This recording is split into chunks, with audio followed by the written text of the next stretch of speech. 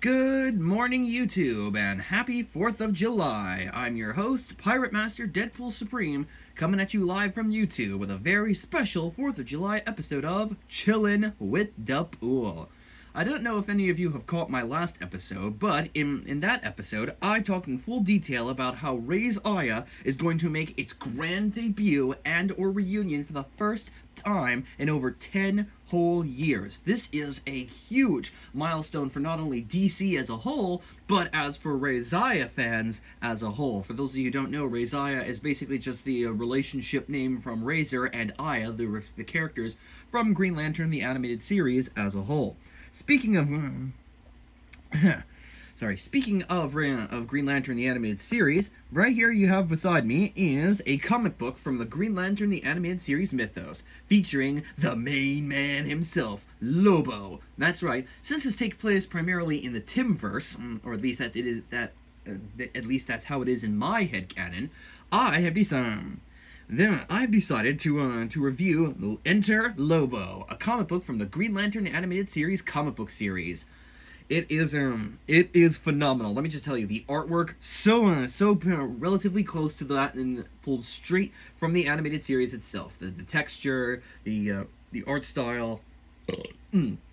Excuse me, and that's pretty much just what you expect when it comes to Lobo. Plus, and when I was reading this, I could hear Brad Garrett's voice of Lobo. I mean, he just pretty much set the gold tier standard for Lobo moving forward, and no one has come primarily even close to capturing the gruff hilarity, authenticness that Brad Garrett brings to the character. I'm not kidding. Anyway, let's take a quick look at it, shall we?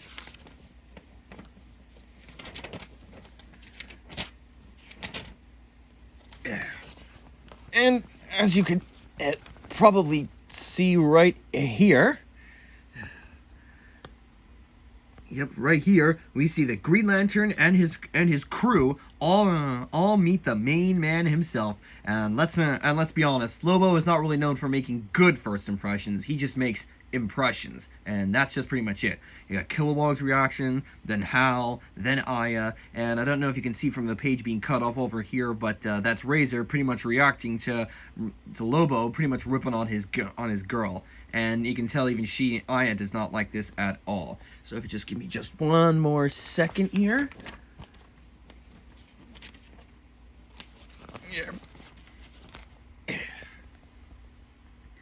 As you can see, Hal is pretty much in this story. Hal pretty much enters a race sponsored from an old friend he used to work with while still in his early days of the Green Lantern Corps. Lobo is unfortunately in said race, and classic to the main man himself, he pretty much just he's Lobo. He basically just tears things a new one. So Hal calls him a heavy metal moron, and I think that no better way to describe Lobo than the main man than heavy metal moron. It's based on, but unbeknownst to Lobo, Hal is a veteran test pilot. He does 50 G's or so before breakfast, and not even that. So just one more sec, and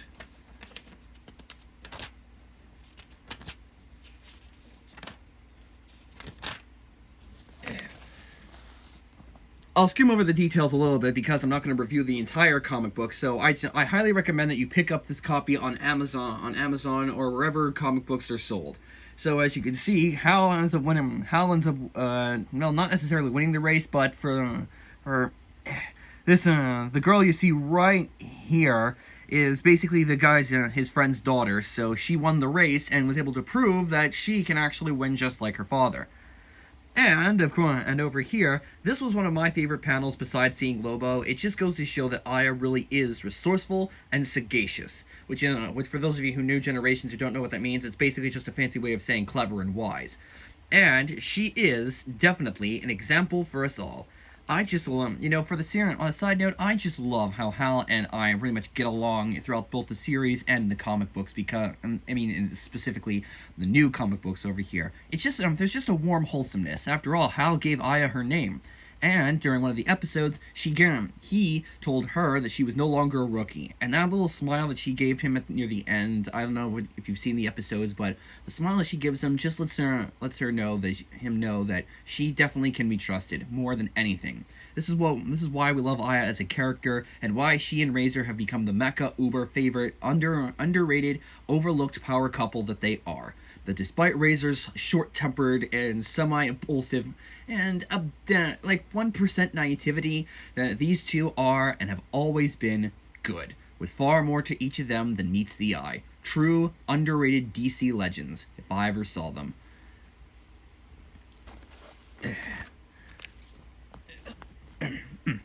So yeah, this was Enter Lobo, Green Lantern a comic book from the Green Lantern the Animated Series Mythos. Only $2.99 at your local comic book store. This has a lot of things, from from minor humor with Hal, Razor, and Kilowog to the main man himself, Lobo. I mean, I can already just imagine Josh Keaton's Hal Jordan interacting with Brad Garrett's Lobo. It is a crossover that no one expected to want, but once you hear it, you can't unhear it. Anyhooser, we're just about almost out of time for today. If you haven't already, please make sure that you subscribe and hit that subscribe to the channel and hit that like button for more, and notifications bell for more content from this channel. Tune in next time when I'll be reviewing a brand new story from the Marvel side of the comic book world, and I think you'll be in for quite the surprise of what it will be. Until next time, true believers. Excelsior!